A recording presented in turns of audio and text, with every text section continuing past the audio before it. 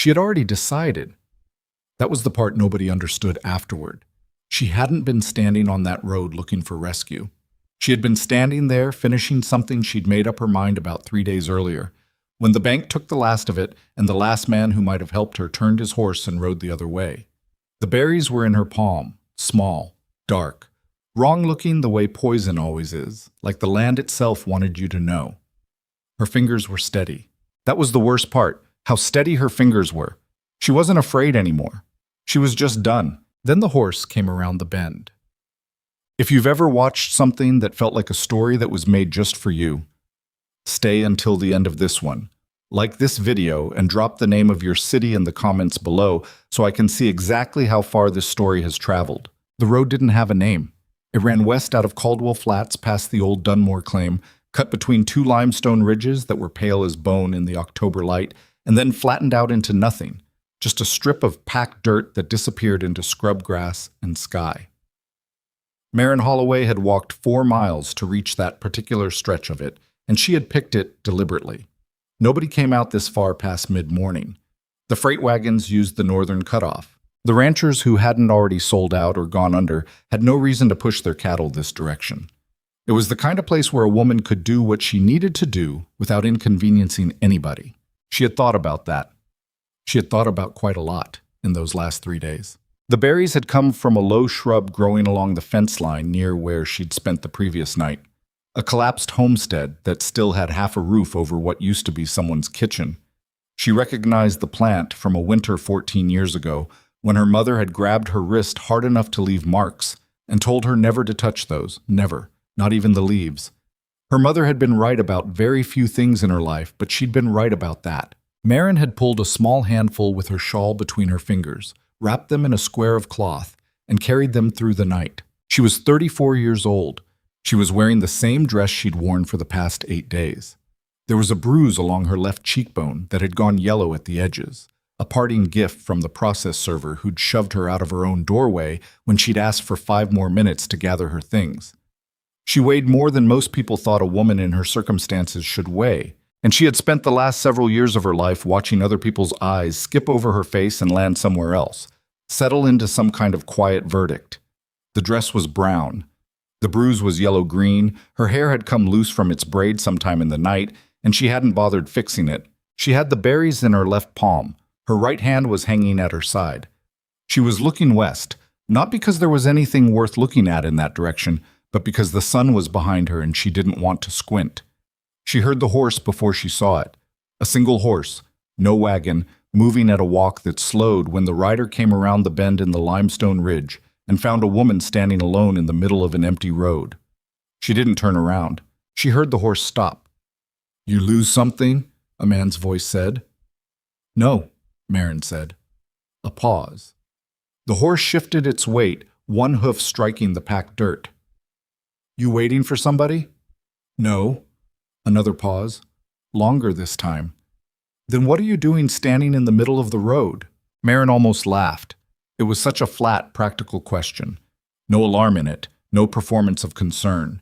Just the straightforward confusion of a man who had come around a corner and found something that didn't fit the landscape and wanted to understand why. "I'm thinking," she said. "Uh-huh." She could hear him shifting in the saddle. "About what?" She didn't answer that one. The silence stretched out long enough that she thought he might just ride on. Some people would. Most people, probably. It wasn't their business. She wasn't on anyone's land. She wasn't blocking anything that mattered. But she heard the leather creak of dismounting, and then boots on the ground, and then the horse being moved to the side of the road, and the reins looped around a scrub branch. He came around to face her. She had to look at him then. He was tall. Not in any dramatic way, just measurably taller than average, with a face that had been weathered into something that was difficult to assign an age to, somewhere between 35 and 50. Dark circles under pale gray eyes, a jaw that hadn't met a razor in 4 or 5 days. His coat was good quality once, now worn at the elbows, and his hat had a dent in the crown that looked permanent. He wasn't wearing a gun on his hip, which she noticed because most men out here did. He was looking at her the way a man looks at something he isn't sure how to classify. His eyes went to her left hand. She hadn't closed it. The berries were still there, sitting in her palm like she was offering them. He didn't say anything right away. He just looked at her hand and then looked at her face, and whatever he saw there, he didn't make a speech about it. "Those'll do the job," he said finally, "but it's a bad way." "I know what they are. They work slow. You'd be sick for hours before the end." He paused. "I'm not saying that to talk you out of anything. I'm just saying it's a bad way." Marin looked at the berries. She had known that. She had known it when she picked them, and she had known it walking 4 miles out here. She had decided it didn't matter. "I don't have a gun," she said. It came out more plainly than she intended. "No," he said. "I'd guessed that." He reached into his coat pocket. She went rigid, but what he pulled out was a canteen. He held it out to her. "Drink some water," he said. "If you're going to keep thinking, drink some water while you do it. You look like you've been walking since yesterday." She stared at the canteen. Then, because she was desperately thirsty, and because some part of her had not entirely stopped functioning, she took it. She drank. The water was cold and tasted faintly of iron from the metal, and it was the best thing she'd had in 3 days. She handed it back. "Thank you," she said. It was automatic, years of her mother's training, and she hated herself slightly for it. He took the canteen back and looked at her again. Not at her body. She was used to men's eyes moving over her like they were cataloging something to be dismissed, but at her face, like he was trying to read the actual situation. "Where are you from?" he said. "Caldwell Flats, most recently." "Most recently meaning you're not from there." "No, Nebraska. A long time ago." She didn't know why she told him that. She hadn't thought about Nebraska in months. What happened in Caldwell Flats? The same thing that happens everywhere. She paused. "My husband died 8 months ago. The debts came after. I tried to hold the property. I had accounts I managed for 3 businesses in town. I thought that would be enough to work something out with the bank." She stopped. She wasn't sure why she was telling him any of this either. Maybe because the water had loosened something. Maybe because it genuinely didn't matter anymore, who knew. The bank had already sold the note to a land company out of Wichita. By the time I found that out, the land company had already filed. The process server came on a Thursday. What day is it now? "I think it's Saturday. I'm not entirely sure." He was quiet a moment, looking at the berries again. "You said you managed accounts," he said, "for 3 businesses. I kept the books for my husband's feed store and for 2 other merchants who didn't trust their own arithmetic. I wasn't a professional, but I can read a ledger and I can catch a mistake." "Can you cook?" She blinked. Of all the questions. "What?" "Cook," he said. "Food. Can you do it?" "Yes," she said slowly, like she was speaking to someone whose reasoning she hadn't caught up with yet. "I can cook." He nodded. Some private decision seemed to settle into place behind his eyes. "I've got a cattle operation about 7 miles east of here. Nothing grand. 300 head, give or take what's gone missing lately, which I'll get to. I've got 11 ranch hands, and my cook quit 6 weeks ago to go back east to his family, and I have been eating the worst food in the state of Kansas for a month and a half." He said this last part with a complete absence of self-pity, like it was simply a logistical problem he was reporting. "I can pay $30 a month, a room of your own in the cookhouse, and 3 meals a day. The work is real work. I'm not offering charity." Marin looked at him for a long moment. Then she looked at the berries in her hand. "Why?" she said. "Why what? Why are you doing this?" He seemed to think about it honestly, which she appreciated more than a quick answer would have told her. "Because I need a cook," he said. "And because you don't actually want to do that.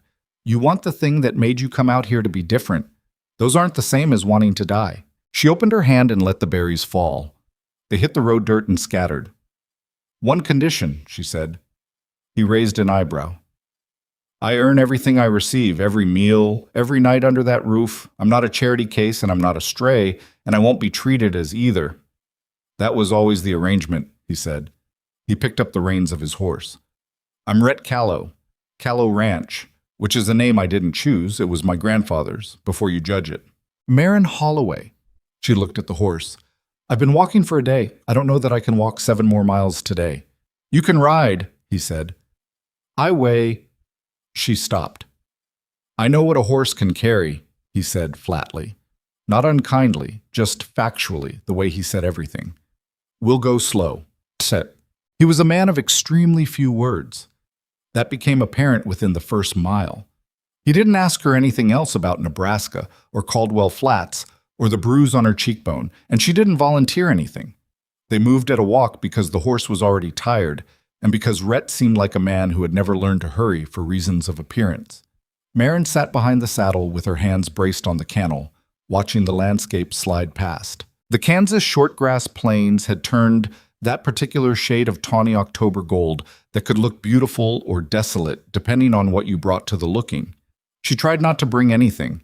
She watched a red-tailed hawk riding a thermal above the limestone ridge and thought about nothing very specifically and found that she was, despite everything, still breathing.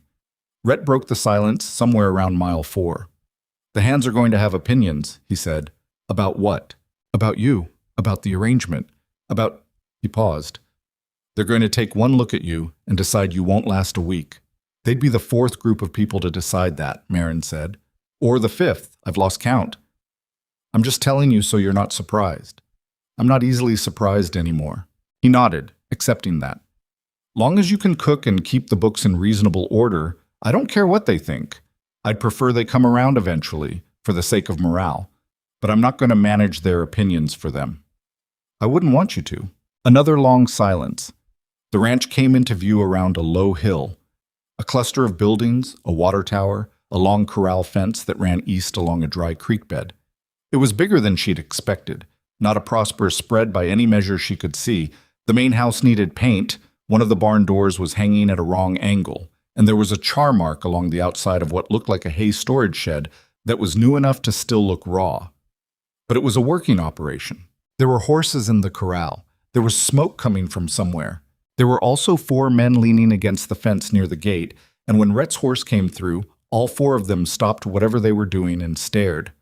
One of them, stocky, maybe 40, with a red face and pale eyes that moved over Marin with a particular brand of unimpressed assessment, stepped forward. "Mr. Callow," he said. His name was Dupree. She would learn that later. Right now, she just saw the way his mouth curved without quite becoming a smile. "What'd you bring home?" "New cook," Rhett said, dismounting. "Mrs. Holloway." Dupree's eyes went to her, then went back to Rhett, then went to her again with the particular unhurried insolence of a man who had decided something and wasn't bothering to hide it. "That right?" "That's right," Marin said. She didn't wait to be helped down. She climbed off the horse herself, landed a little harder than she'd have liked, and faced Dupree squarely. "Where's the cookhouse?" Dupree pointed without speaking, his expression doing all the speaking for him. "Good," she said.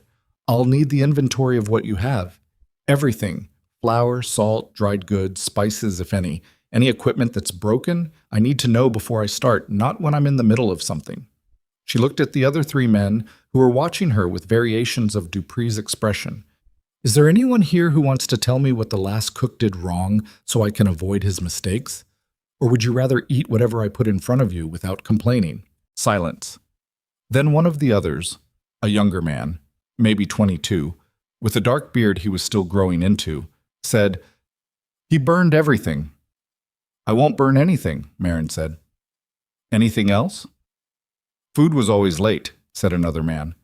"I'll have supper on the table at 6. If that changes, I'll tell you before noon so you can make other plans." She looked around. "Anything else?" "Nothing." She turned to Rhett. "I'll need about 2 hours to assess what I have to work with. Don't promise them anything for tonight until I know what's in that kitchen." He looked at her for a moment with something that might have been the very early, very tentative beginning of relief. "All right," he said. The cookhouse was a disaster. That was the most honest description. It was a long, low building with a stone fireplace at one end and a cast-iron range at the other that was coated in enough grease that she could not immediately tell what color it had originally been. There were shelves along one wall, half organized in the way things get when nobody cares, but people still feel vaguely guilty, and the floor had a quality that she did not want to think about too carefully. The smell was old fat and something that might have been mouse. There was a boy asleep on a cot in the corner. He looked about 15, thin, with the kind of deep unconscious sleep that suggested he hadn't been sleeping properly for a while. A dirty pot sat next to the cot with a spoon still in it. She stood in the doorway for a moment. The boy stirred, opened his eyes, and sat up fast with the particular guilty jerk of someone who expected to be yelled at. "Sorry," he said immediately. I didn't mean to." "What's your name?" Marin asked. "Eli." A pause. "Eli Brandt. I was supposed to be helping Mr. Dalton, the cook, before he left." He looked at the pot next to him and then at her and clearly performed some mental calculation about what he was supposed to do with both. "Are you the new cook?" "Yes." "What were you making?" He looked at the pot. "Trying to make porridge. For tomorrow morning. Mr. Dupree said if I couldn't make the porridge work, he was going to give my bunk to the spare tack." Marin walked over and looked at the pot. What was in it had the color and texture of dried plaster. She had no idea what Eli had put into it, but it was not porridge in any form she recognized. "How long have you been here?" she asked. 3 months, Eli said. He was watching her face the way people watch for weather. "Did Dalton teach you anything?" "He mostly taught me how to stay out of his way." Marin set the pot on the range with a decisive clank. "Okay, I'm going to do the inventory tonight before supper. I need you to do exactly what I say, when I say it, and tell me immediately if something doesn't make sense to you. Can you do that?" Eli looked at her for a moment with an expression she recognized. It was the expression of someone who had been in enough rooms full of people who didn't think much of them to be genuinely startled by being addressed like they were capable of something. "Yes, ma'am," he said. "Good. Start with the shelves. Everything that's in a sack or a tin, tell me what it is and roughly how much. I'll write it down." She pulled a stub of pencil from her coat pocket. She'd had it there for months, habit from the bookkeeping years, and looked around for something to write on. There was nothing obvious. She pulled up her petticoat hem and tore off a strip of the underskirt. Eli's eyes went wide. You can write on that?" "Paper is paper," Marin said. "Start with the flour." By 5 in the afternoon, she understood the scope of what she was dealing with. The flour was adequate. The salt was low. There was a good quantity of dried beans, which was something. There were 3 slabs of bacon, some of it questionable. There were potatoes in a bin along the back wall, most of them still good. There was a small amount of cornmeal, a tin of lard that had gone slightly rancid at the surface but was usable underneath, and plus, at the very back of a high shelf that Eli had to climb to reach, 2 sealed tins of molasses, and one of something that turned out to be dried apple slices that had fossilized slightly but would rehydrate. There was no actual usable spice. There was a tin that had once contained pepper, now empty except for a smell. There was a small amount of dried sage in what appeared to be an old coffee tin, which had likely been there since the last decade. The range worked. That was the most critical thing. She lit it, cursed the flue twice, adjusted the damper, and by 4:30 had a fire that behaved. She made beans with the good bacon cut into it, cornbread because there was enough meal for one batch, and it needed to be used before it went bad, and the reconstituted apple slices fried in a pan with the molasses and a touch of the sage, which worked better than she had a right to expect. It wasn't impressive food. It was honest food, correctly made, cooked through, seasoned properly. She put it on the table at 6 o'clock. She stood back and let them come in. Dupree was first. He sat down and looked at his plate with an expression of a man who had already decided on his verdict and was eating as a formality. He took a bite of the cornbread, then another. Then he looked at his beans and ate those too, and by the time he got to the fried apple, he had stopped performing indifference and was just eating, which Marin noted without comment. The younger one with the dark beard, his name was Foley, she would learn, cleaned his plate before half the men had sat down and looked up at her with the guileless directness of someone who had not yet learned to be strategic about approval. "Can I have more of the apple?" "Yes," she said. "There's enough for one more round for anyone who wants it." There was a sound from the other end of the table that she later decided was the sound of 11 men revising a previously held opinion. Not dramatically, not all at once, just the way an opinion shifts when it runs headlong into something undeniable. Rhett sat at the head of the table and ate everything on his plate and said nothing. When she came to clear the dishes, he looked up at her. "That was good," he said. "Thank you. I mean that. That was the first good meal in 2 months." I'll need to restock within the week, or I'll be working around shortages, she said. I made a list. He nodded. I'll take you to Caldwell Flats on Thursday. She went still. Caldwell Flats was where the process server had put his hand on her and where the bank that had taken her home was, and where at least 4 people would recognize her. Can we go somewhere else? She said. Rhett looked at her. She held his gaze and didn't explain, and he didn't push. Kenny Creek has a dry goods, he said. It's smaller. That works. She went back to the cookhouse and found Eli had already started washing the dishes, which surprised her. She stood in the doorway and watched him work for a moment, and thought about the specific shape of the day she'd just had, how it had started in a road with berries in her hand and ended here, in a lamplit room that smelled of beans and wood smoke, with the sound of a boy washing dishes and the weight of 11 men's hunger temporarily addressed. She sat down on the stool by the range and let herself be tired. Not finished, just tired. That was different. She had been on the Callow Ranch for 3 days before she started noticing the wrong things. It wasn't that she was looking for them. She wasn't in any deliberate sense. But she had spent 6 years managing accounts for people whose businesses had edges she wasn't always meant to see. And she had learned that trouble had patterns the same way good bookkeeping did. Numbers that didn't line up. Gaps where there shouldn't be gaps. Events that kept clustering around the same person or the same time of week. On the 4th morning, she was up before dawn to start the breakfast fire, as she always was, and she stepped outside for water from the barrel and found Eli crouched at the base of the fence on the south side of the yard, looking at the ground. "What is it?" she said. "Wire," he said. He looked up at her with something uncomfortable in his face. The fence line was cut again. Again? 3rd time in 6 weeks. He straightened up. Mr. Callow thinks it's boys from town, or maybe a neighbor with a grudge. But it keeps being the south fence, always the south fence. He paused. And it's always on days when the cattle were supposed to move south toward the lower grazing. Marin looked at the cut wire. It was clean, not broken, not rusted through, not gnawed by anything. A straight, deliberate cut that had been made with something that knew what it was doing. "Were any cattle lost?" she said. 7 head last time. Walked through the gap before anybody found it. He kicked the dirt. That's why Mr. Dalton left, partly. Things kept going wrong and the men were getting on each other and it was too much for him. Marin filed that away without commenting on it. Later that day, after the noon meal, she walked the south fence line on the pretense of looking for a place to expand the kitchen garden she was planning. She walked half a mile east and half a mile west of the cut section, looking at the ground, looking at the posts, looking at the grazing pattern. She didn't find anything specific, but she noticed that the terrain at the south fence put the ranch at a particular disadvantage. The ridge behind it blocked sight lines from the main buildings, which meant anyone working at the fence after sundown would be invisible to the house. She noticed that the dry creek bed that ran along the east side of the property would carry sound away from the buildings on a west wind. She noticed that the land south of the fence, the land toward which Callow's cattle were being subtly redirected when the fence opened, ran down into a valley that belonged, as far as she could see, to nobody she could identify yet. She went back to the cookhouse and asked Eli, who turned out to know quite a lot about the ranch's geography, because he had nothing else to do with his evenings, about the land south of the valley. "That's the Guthrie Basin," Eli said. "Nobody owns it direct, but there's a water source down there that some people have been trying to buy up.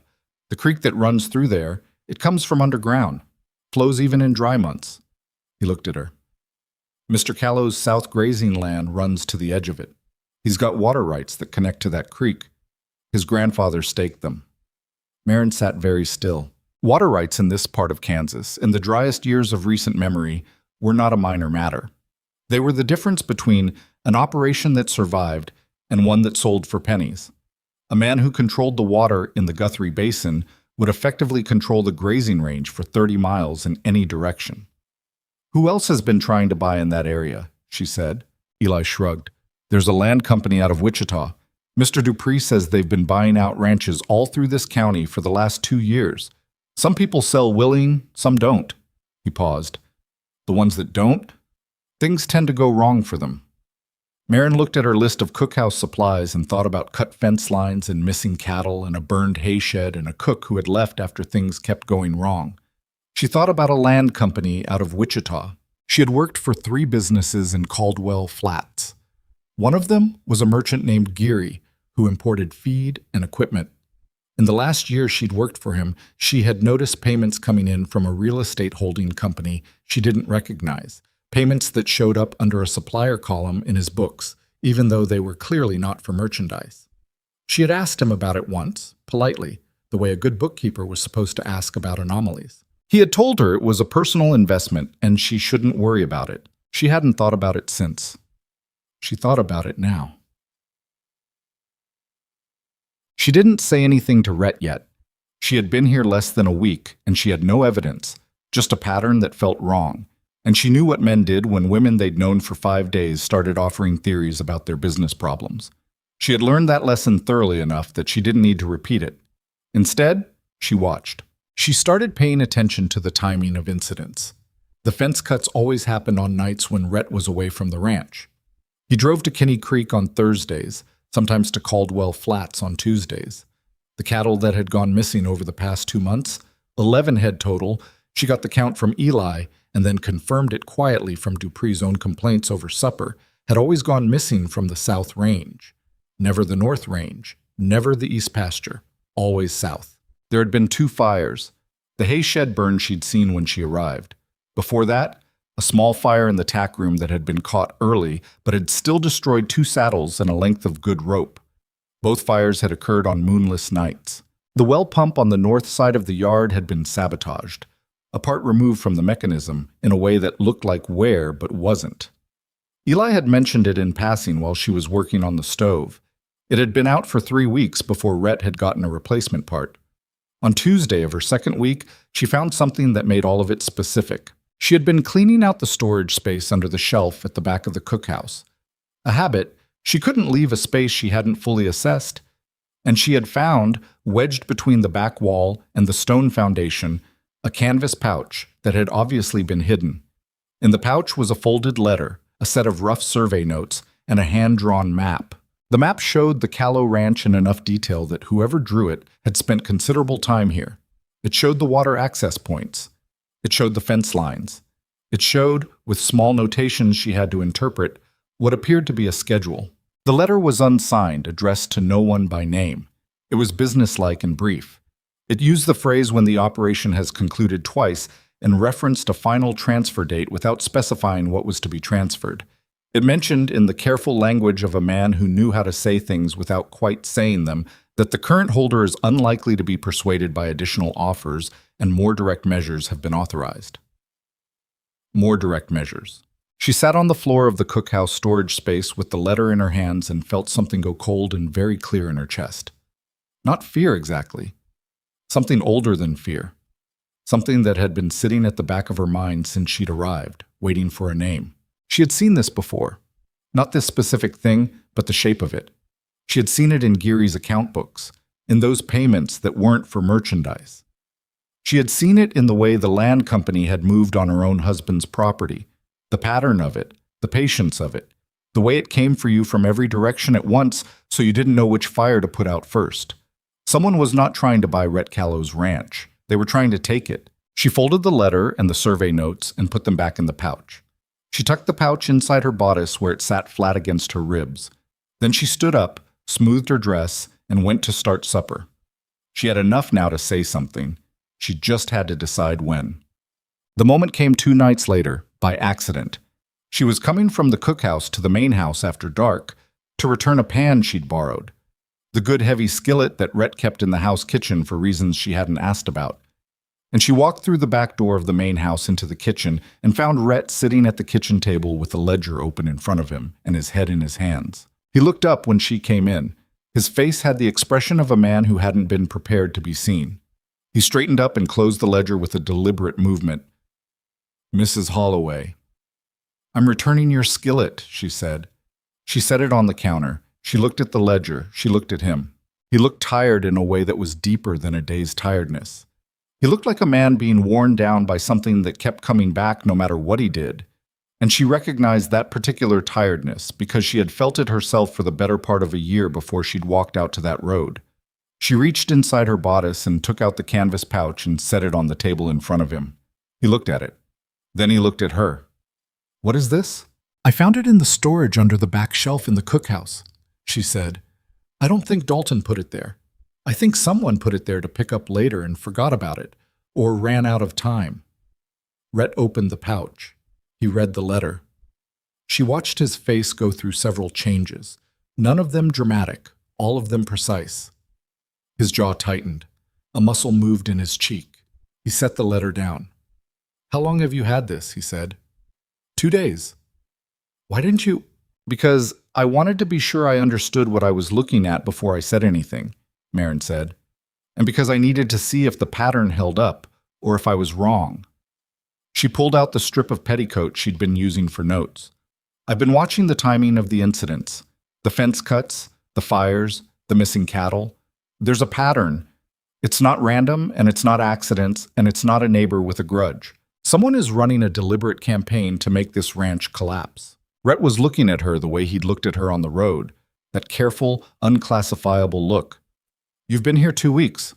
I've also spent 6 years keeping books for businesses in a town where a land company was buying out half the county.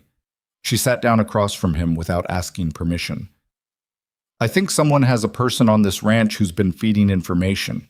The timing of the incidents aligns too well with your schedule. The cuts happen when you're away. The fires happened on nights I'd wager you were somewhere specific that someone knew about in advance. He was quiet for a long time. The lamp on the table put deep shadows under his eyes. I've been thinking it was Dupree, he said. I don't think it's Dupree, Marin said. Dupree talks too much.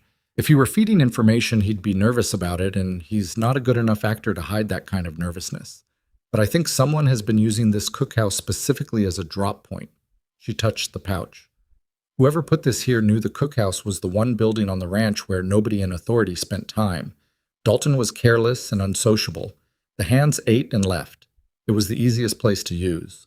Rhett picked up the map and looked at it for a long time.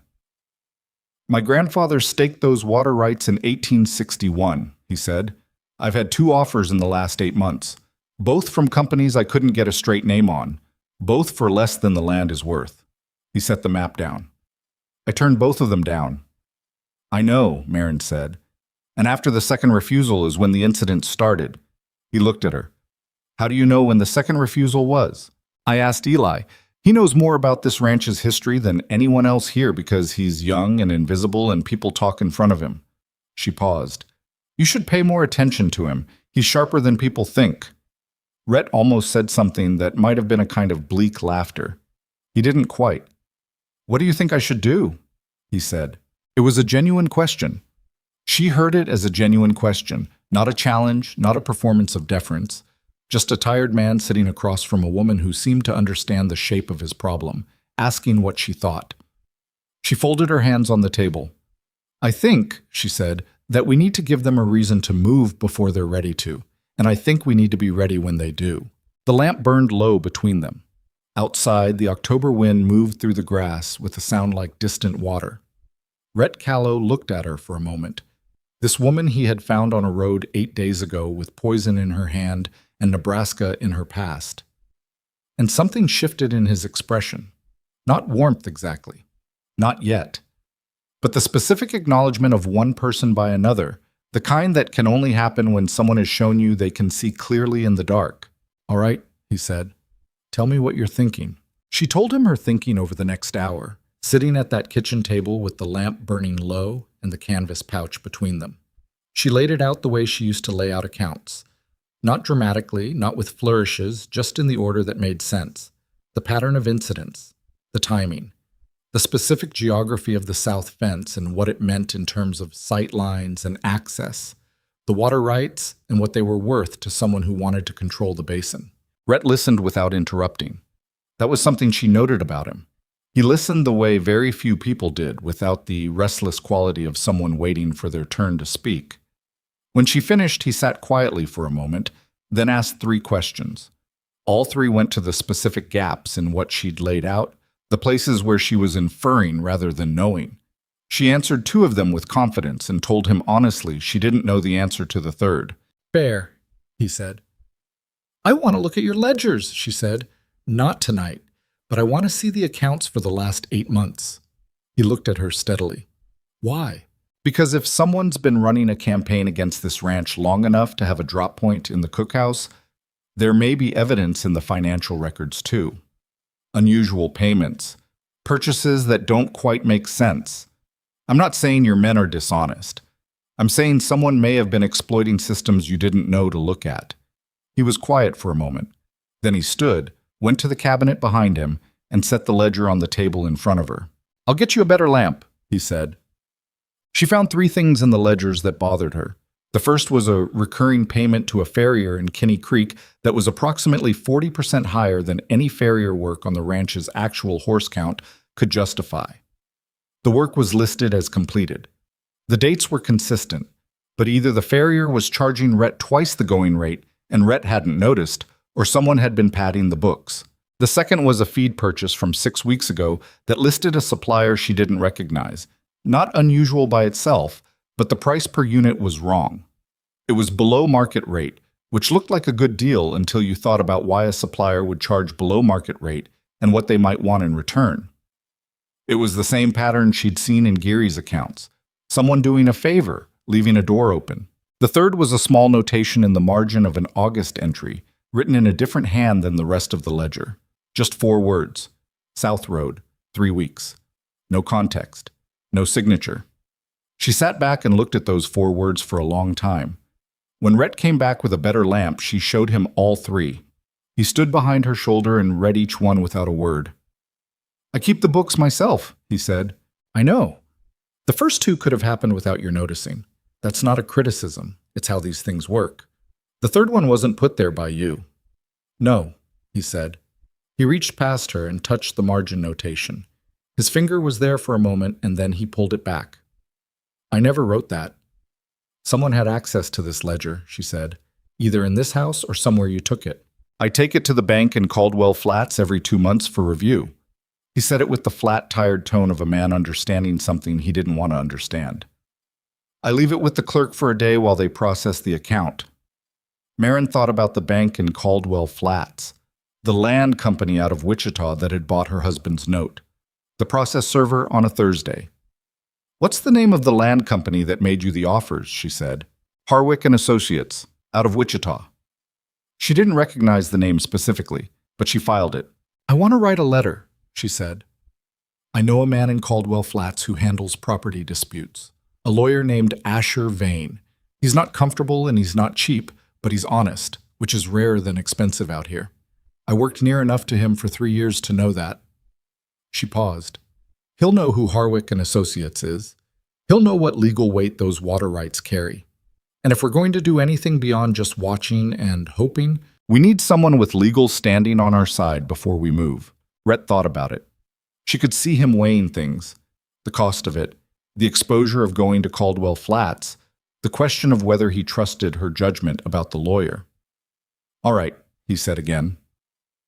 It was, she was learning, the way he agreed to things he'd already decided were right. Not enthusiastically, just with finality. She wrote the letter that night and gave it to him to post in the morning. Then she went back to the cookhouse and lay down on the cot she'd been given in the small room off the kitchen, and she stared at the ceiling for a while before she slept.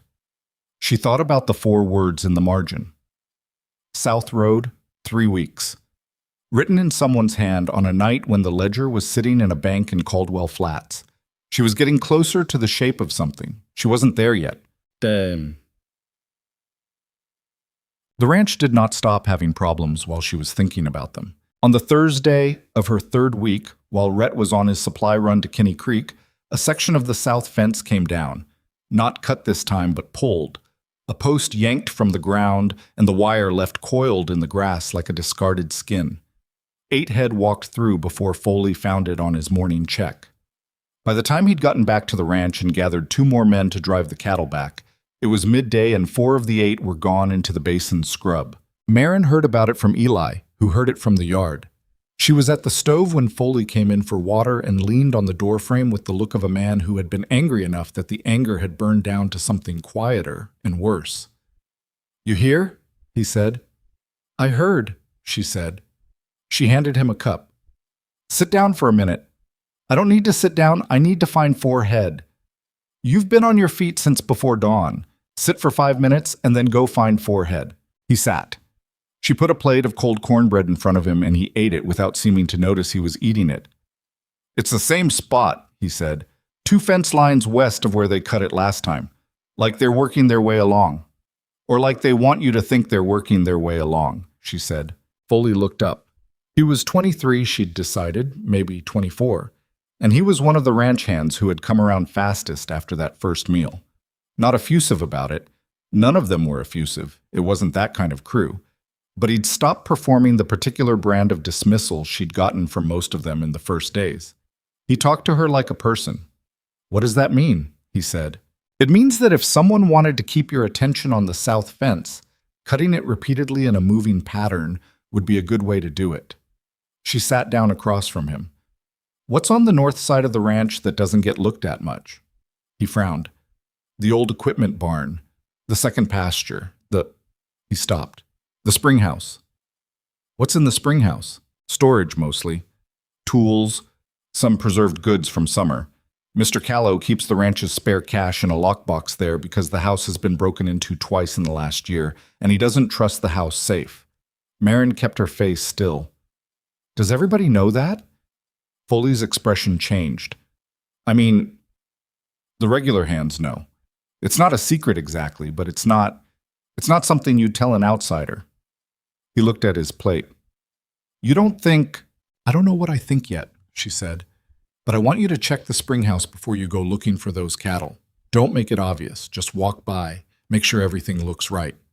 He went. He was back in 20 minutes. The lock's been worked on, he said. Scratches around the keyhole. Fresh ones. Marin breathed in slowly. Don't tell anyone else yet, she said.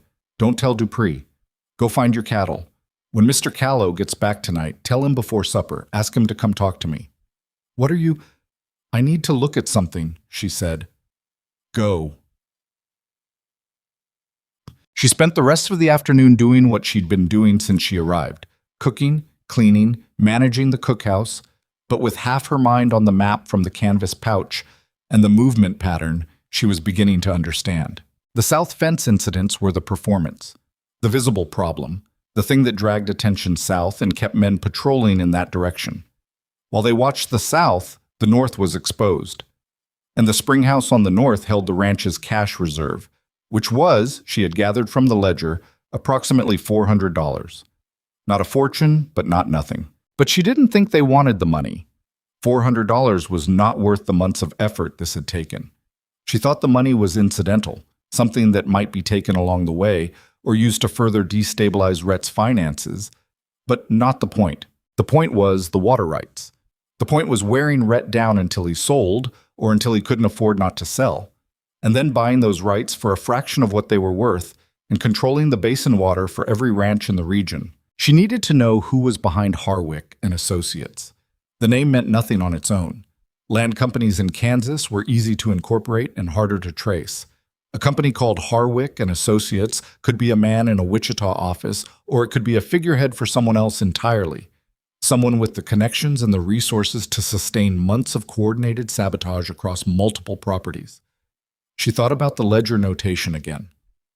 South Road, 3 weeks. If someone had written that in the bank in Caldwell Flats, they'd had access to the ledger. Access that came through the bank review, which meant either a bank employee or someone with connections inside the bank. And the bank in Caldwell Flats was the same bank that had sold her husband's property note to a land company 8 months ago.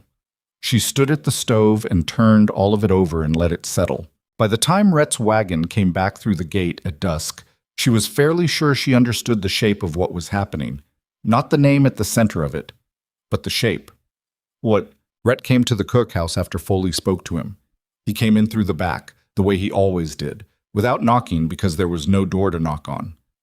Foley says the springhouse lock was tampered with. Yes, Marin said. She was at the table with her strip of petticoat notes and the rough map she'd redrawn from memory. Sit down. He sat. She laid it out for him.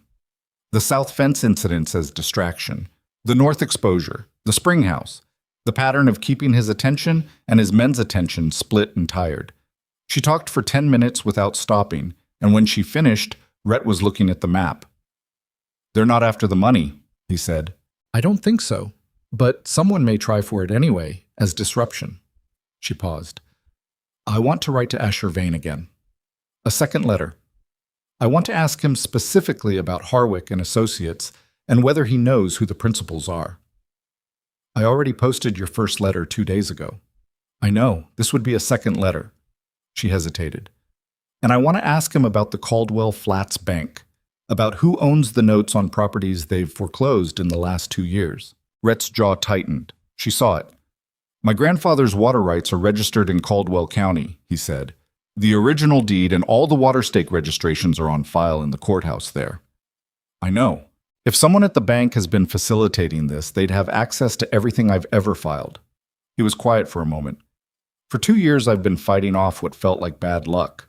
Fence lines, fires, a pump that broke for no reason. I blamed my own judgment. I blamed the drought. I thought I was just failing, being a bad rancher. He said that last part flat, like a fact, like it was something he'd been living with. Maren looked at him. She thought about saying something that would be kind. She decided honesty was kinder. You weren't failing, she said. Someone was making you fail. Those aren't the same thing. But you should know that even a man who wasn't being deliberately sabotaged would have struggled with some of what you've had. The drought took half the county. The cattle prices dropped. You're not a bad rancher. You're a rancher who had an invisible problem. He looked at her for a moment with an expression she couldn't entirely read. Not gratitude. He didn't wear gratitude easily. Something more like the specific private relief of being told the truth. I appreciate that, he said, quietly. Send the second letter, she said, which was her version of you're welcome.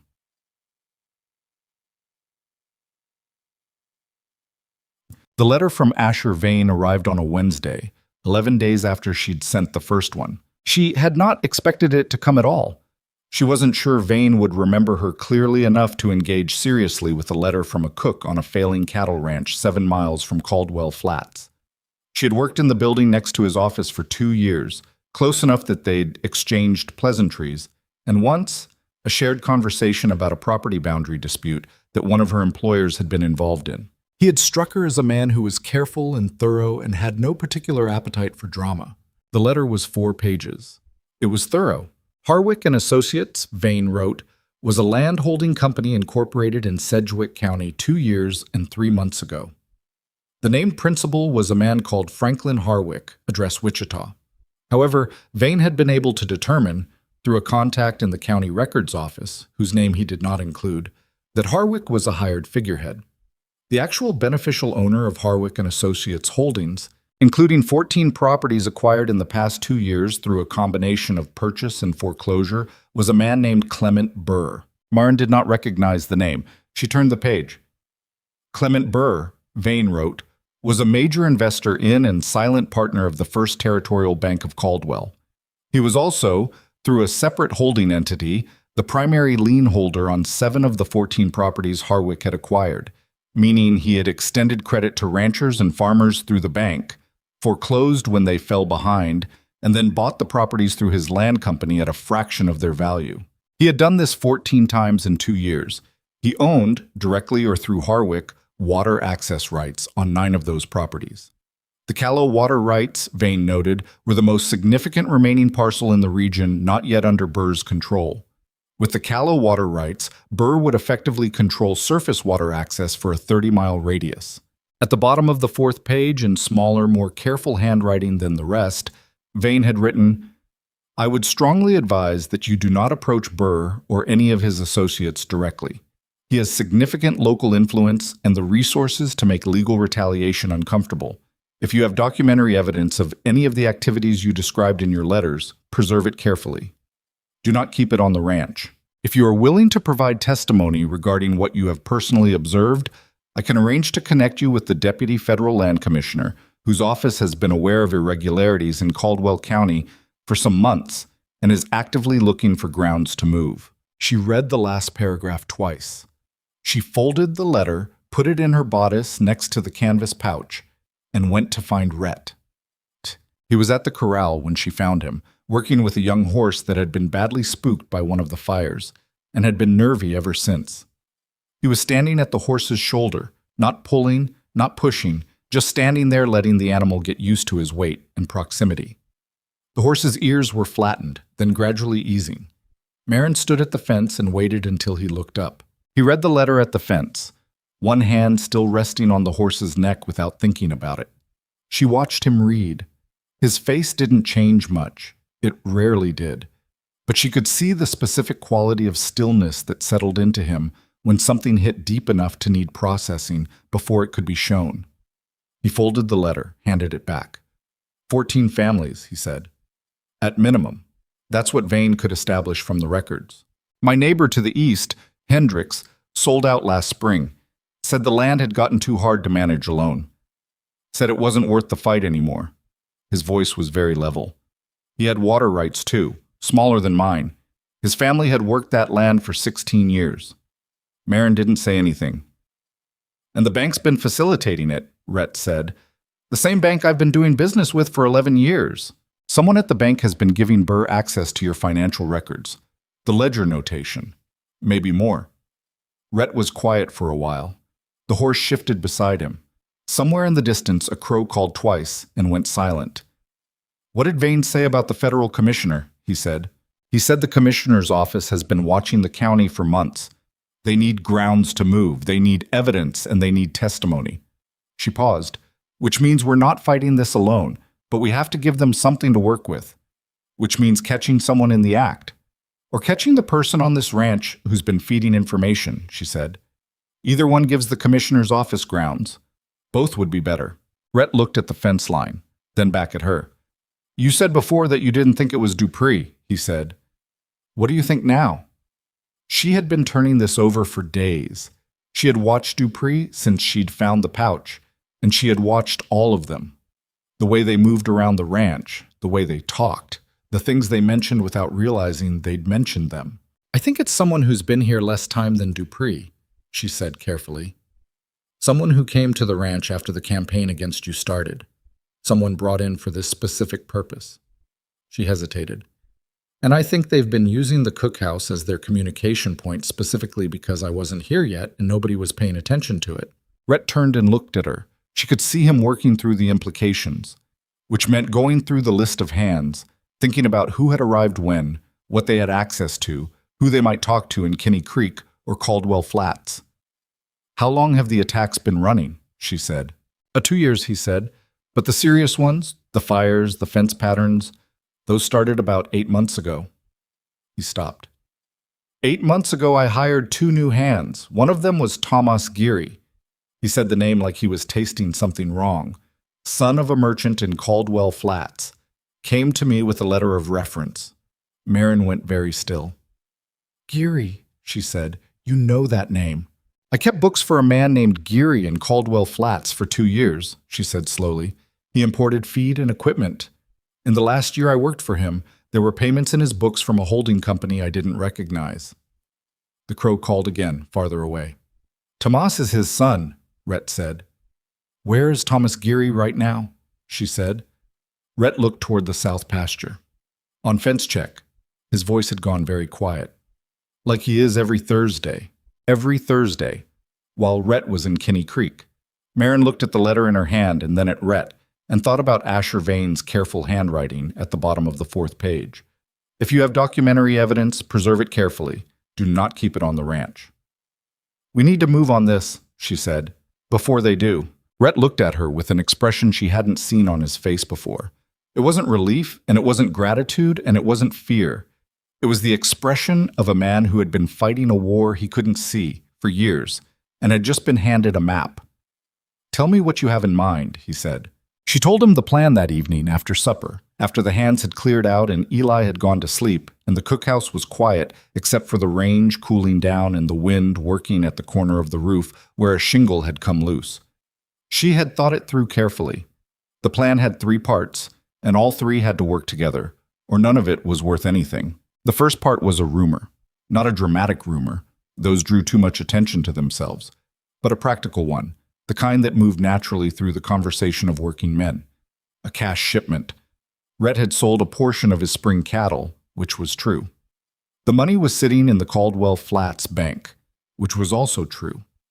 What was not true, what Marin needed Rhett to mention, casually, in front of Tomas Geary, was that the money was being withdrawn and transferred to a private safe in the ranch house on the coming Friday night because Rhett had decided he didn't trust the bank anymore. $400 in cash moving by wagon from Caldwell Flats to the ranch on a Friday night. On the South Road because the North cutoff was washed out from the October rains. The South Road. She watched Rhett's face as he understood the connection. "You want to use the notation from the ledger," he said. "I want to give them exactly what they've already been watching for," she said. "If Tomas Geary has been feeding information through the cookhouse, he's been feeding the right kind of information. Operational details, schedules, access points. This is the same kind of information, except we're the ones generating it. And if he passes it on, then someone comes for the wagon on the South Road Friday night," Marin said, "and we know who it is, and we have the canvas pouch, and the survey map, and the ledger notation, and Vane's letter, and a ranch hand who can be connected directly to the Geary family and the Caldwell Bank." "That's not a trial," Rhett said. "No, but it's enough for the federal commissioner's office to move. Vane said they need grounds. A man caught in an ambush on a road they had no legitimate reason to know about, who can be connected through documented evidence to a 2-year campaign of sabotage. That's grounds." Rhett was quiet. She had laid it out the same way she laid out accounts, clearly, without embellishment, without pretending the uncertain parts were more certain than they were. "The second part," she said, "we can't use the regular hands for the ambush. If Tomas is the leak, then anything discussed openly among the crew will get back through him before Friday. We need men who can hold position on the road without anyone else on the ranch knowing they're there." "I can get Foley," Rhett said, "and there's a man in Kinney Creek, Aldous Brent, who I've used for security work before. He's not a talker, and his brother-in-law. 3 men is enough if they're positioned right. You know the South Road better than I do. You tell me where the ambush point would be if you were the one setting it." He thought about it. "There's a drop in the road about 2 miles south of the ranch gate. The limestone ridge comes in close on both sides, and there's heavy brush on the east shoulder. Good cover, bad escape. A man wanting to hit a wagon would do it there. Then that's where we position them, before dark on Friday. The wagon goes through empty, or appears to, and whoever comes for it walks into 3 armed men who are expecting them." "You said 3 parts," Rhett said. "That's 2. "The third part is Tomas," she said. "We can't have him on the ranch and free moving while the ambush is running. If he suspects the trap, he'll warn whoever he's working with. I need him occupied and away from any means of sending word." Rhett leaned back in his chair. "How?" "I need you to give him a task that takes him north on Friday afternoon. Something legitimate enough that he won't question it. Some equipment to pick up in Kinney Creek, some errand that requires an overnight." She paused. "And I need Eli." "Eli," Rhett said flatly. "Eli is 15 and invisible, and everyone underestimates him.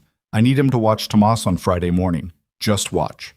If Tomas tries to send any word before he leaves for Kinney Creek, I want to know who he sends it to and by what route." "You're going to put a 15-year-old boy in the middle of this." "I'm going to ask a 15-year-old boy if he's willing," Marin said. "There's a difference. If he says no, we work around it." Rhett looked at her for a long time. The lamp was almost out. She could barely see his face. "You've done this kind of thinking before," he said. "Not quite a question." "I've done the bookkeeping version of it," she said. "Finding where money goes when it's trying not to be found. The principle is the same. Follow the pattern until it shows you where it comes from." He nodded slowly. "There's a problem." "I know. The wagon going to Caldwell Flats," he said. "I have to go personally for a cash withdrawal of that size. I can't send a hand." "I know," she said again. "That means going to Caldwell Flats." She had known this from the beginning. She had turned it over and over, and there was no route around it. "I know," she said for the 3rd time. And this time the 2 of them sat with the weight of it for a moment before moving on. Annette. She told Eli the next morning, before the other hands were up, while she was starting the breakfast fire and he was hauling water from the rain barrel. She told him plainly the situation, what she was asking, what the risk was, and that he absolutely did not have to say yes. He set the water bucket down and looked at her with a 17-year-old's specific mixture of wanting to be taken seriously and not knowing what to do with it when it happened. "You're asking me to watch Tomas," he said. Watch and report, nothing else. If he sends word to anyone, I want to know about it. If he does anything else unusual Friday morning, I want to know. You don't confront him, you don't get close enough for him to notice you're watching specifically. You're just around, the way you're always around. I'm always around, Eli agreed. There was something in his voice that understood what she meant by that. He was furniture, he was background, he was the kid who brought the water. He had been not noticed his entire time on the ranch. Yes, she said. That's why I'm asking you. He was quiet for a moment. Then, what's going to happen to him, Tomas? If this works, he'll be arrested, she said, and he'll be given the choice to testify against the man who hired him, which will be better for him than not testifying. He's young.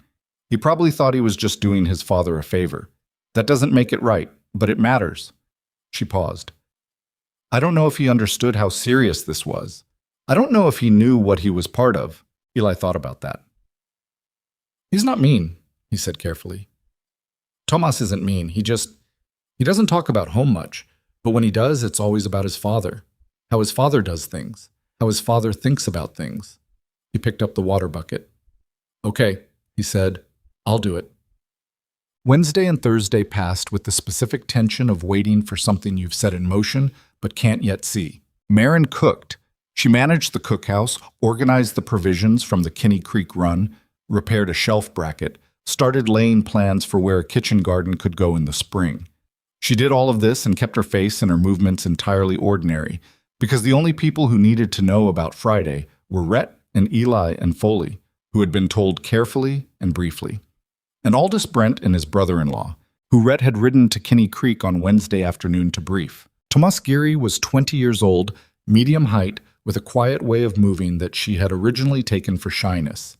She watched him now with different eyes and understood that the quiet was not shyness but carefulness, the specific economy of movement of someone who didn't want to be noticed any more than necessary. He was good at his work, actually. Good enough that a rancher who wasn't specifically watching for something wrong would have no cause to look twice at him. On Thursday night, she found a reason to be near the south fence at dusk. She told Eli she was checking where a kitchen garden fence might anchor and asked him to walk the line with her. It was also a chance to look at the ground south of the property one more time with what she now knew. The basin was beautiful, which felt obscene given the circumstances. The dry creek that Eli had described as flowing underground ran through a flat of silver-gray grass and low cottonwoods, and even in October you could see the greenness of it, the way the plants near that underground water stayed alive past the point when everything else had gone spare and brown. 14 ranch families had lost their land over this water, possibly more. Do you think it'll work? Eli said.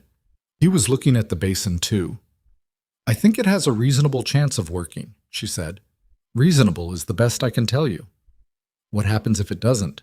She thought about that. Then we still have the documentary evidence. It's slower, but we're not without options. He nodded. She could see him trying to borrow some of her steadiness and not quite managing it, which was fair. He was 15.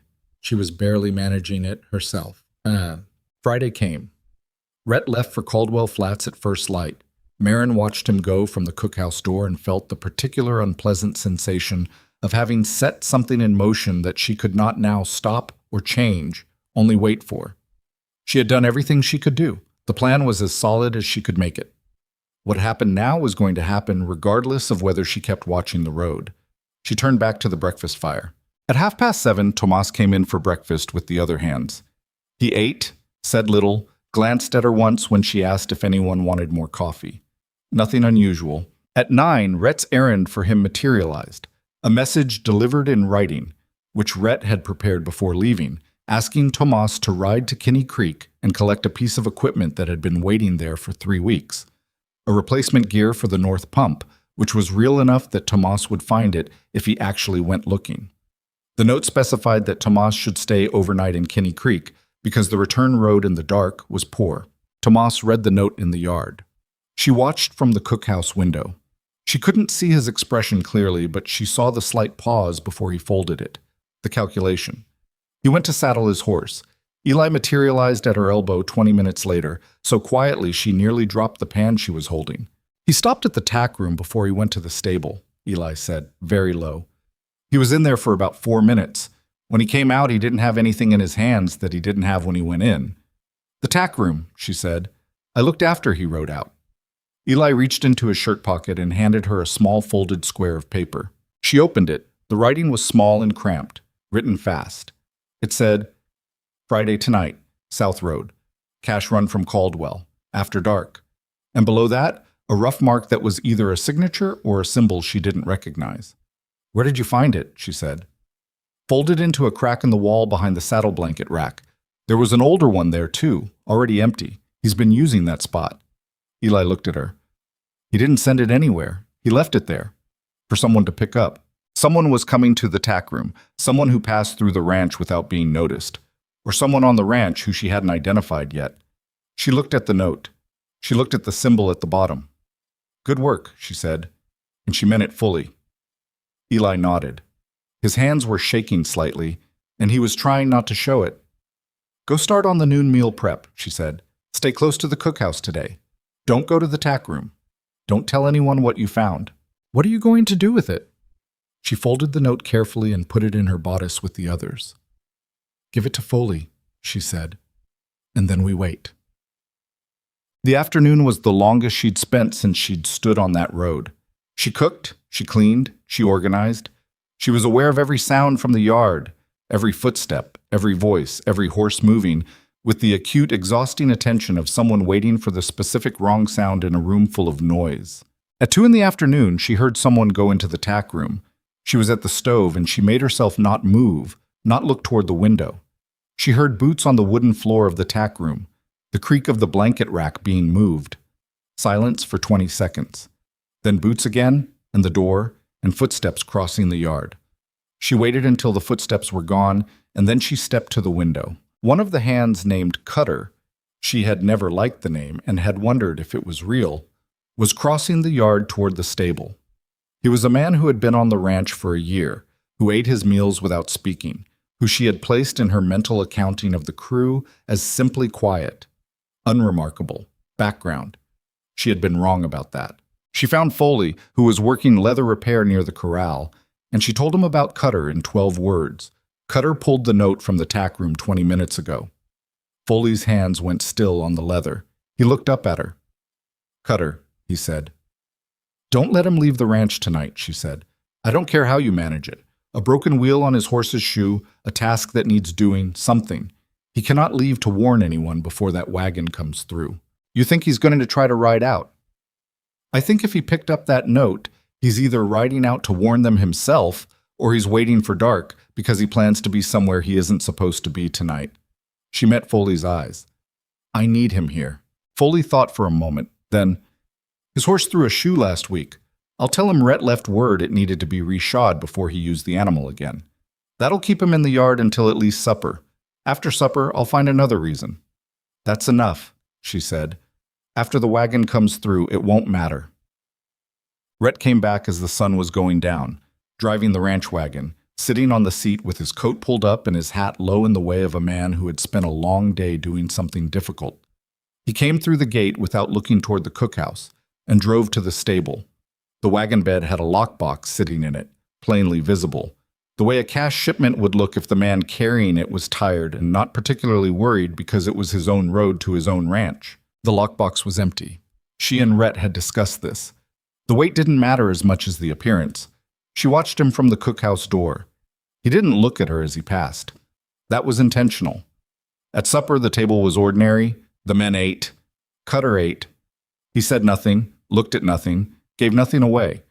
But she noticed that he ate faster than usual, and when he finished, he sat with his hands in his lap rather than lingering the way he usually did.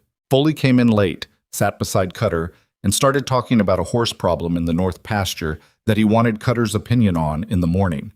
Cutter's jaw tightened almost imperceptibly. After supper, Marin went to the cookhouse and stood inside the door. Outside, the night was getting dark fast. The October wind had died and the stars were sharp, and the south road was invisible from where she stood. But she knew it was there. 2 miles down, the limestone ridge closing in on both sides, the brush on the east shoulder heavy and dark, and 3 men crouched in it with the patience of people who had been told what was coming and when. She had set the trap. She had given it everything she could. Now it either worked or it didn't. But she heard the shot at 9:30. A single crack, distant, carrying clean on the cold air. Then a second. Then silence for long enough that she started counting her own heartbeats. 4, 5, 6. And then voices, sharp and overlapping. The specific quality of voices that come right after something happens and before anyone knows exactly what to do. She stayed where she was. She had argued with herself about this part. She had wanted to be on the road herself, positioned somewhere she could see. Rhett had said no, flatly and without negotiation, and she had understood his reasoning even though she hated it. She was not armed, she was not trained for confrontation, and if something went wrong, she would be a problem. He had to protect rather than a resource he could use. She was more useful here, in the cookhouse, with the documents, where she could be a witness to what had been prepared. She stood in the door of the cookhouse and waited. 40 minutes later, she heard the wagon coming back through the gate. She heard multiple horses. Then Foley's voice in the yard, calling for Rhett. Then Rhett's voice answering. She walked out. There were 4 horses and the wagon. Rhett was on horseback beside the wagon. Foley was driving. In the wagon bed, wrist-bound, was a man she didn't recognize, broad-shouldered, 40 or so. A face that had been hit once on the left cheekbone at some point in the last hour and was beginning to show it. Beside him, also bound, was a younger man she didn't know either, and walking behind the wagon, hands bound in front of him and a look on his face that was neither defiant nor broken, but somewhere in the specific miserable middle of a young man who has understood what he has done, was Cutter. He had tried to leave. Foley had stopped him. She looked at Rhett. He swung down from the horse. "Got 2, he said. "The man in the wagon is named Spears. He talks fast when he's scared." His voice was level, but there was something underneath it. Not anger, something older than anger. He confirmed Burr. All of it. The fires, the cattle, the fence work. Says he has names and dates and can give 3 more operations in the county. Marin looked at Spears in the wagon bed. He was looking back at her with the expression of a man trying to determine which direction safety came from. "He'll testify?" she said. "He'll testify," Rhett said. "He's more afraid of prison than he is of Burr." A pause. "He says Burr has a man in the county courthouse as well as the bank. Says the water rights transfer was supposed to happen within the month. Burr had paperwork ready, forged deed transfer, a notary in his pocket. Another 2 or 3 weeks, and it would have been filed before anyone could contest it." She felt the cold, specific nausea of how close it had been. "The documents," she said. "The canvas pouch, the ledger, Vane's letter, the note from the tack room. They're all safe." She touched her bodice.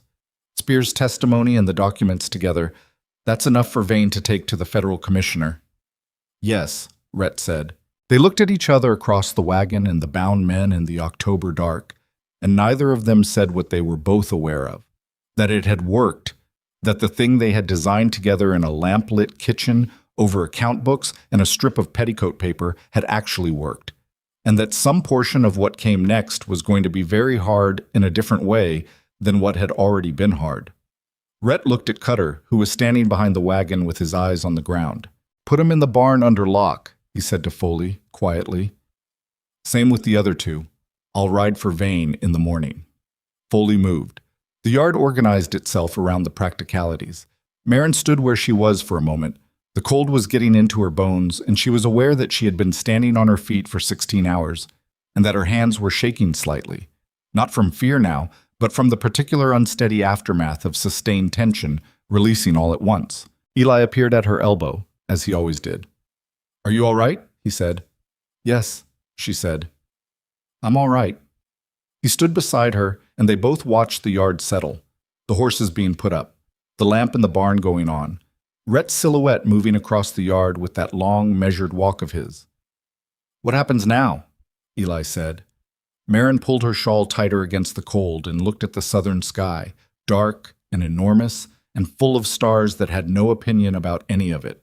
"Now," she said, "we get Asher Vane out here as fast as a horse can carry him, and we make sure that every piece of paper I've been carrying around in my bodice for the last 3 weeks, ends up in the right hands before Clement Burr finds out his operation just collapsed.